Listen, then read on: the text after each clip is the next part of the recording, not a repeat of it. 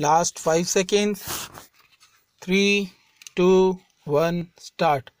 It is argued on behalf of respondent number 2 that in fact the appellant and his family are encroachers on the informant's land. Therefore, the appellant was rightly not granted any indulgence by the High Court.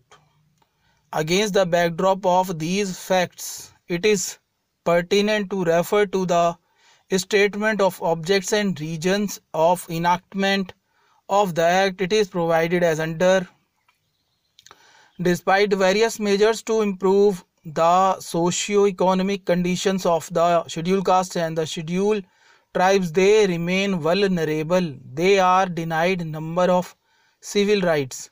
They are subjected to various offences, indignities, humiliations and harassment. They have in several brutal incidents been deprived of their life and property. Serious crimes are committed against them for various historical, social and economic reasons. Because of the awareness created amongst the scheduled caste and the scheduled tribes through spread of education, etc., they are trying to assert their rights, and this is not being taken very kindly by the others. When they assert their rights and resist practices of untouchability against them, or demand statutory minimum wages, or refuse to do any bonded or forced labor, the vested interests try to cow them down and terrorize them. When the scheduled caste and the scheduled tribes try to preserve their self-respect or honor of their women, they become irritants for the dominant and the mighty. Occupation and cultivation of even the government allotted land by the scheduled caste and the scheduled tribes is resented, and more often these people become victims of attacks by the vested interests. Of late, there has been an increase in the disturbing trend of commission of certain atrocities, like making the scheduled caste persons eat inedible substances like human excreta, and attacks on and mass killings of helpless scheduled castes and the scheduled tribes, and rape of women belonging to the scheduled castes and the scheduled tribes. Under the circumstances, the existing laws like the Protection of Civil Rights Act 1955 and the normal provisions of the Indian Penal Code have been found to be inadequate to check these crimes. A special legislation to check and deter crimes against them committed by non-scheduled castes and non-scheduled tribes has therefore become necessary.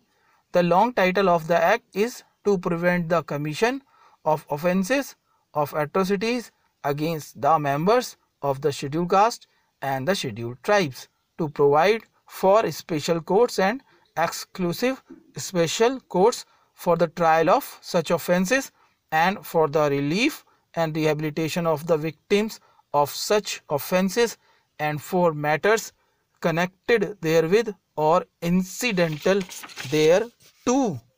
The Act was enacted to improve the social economic conditions of the vulnerable sections of the society, as they have been subjected to various offences such as indignities, humiliations and harassment.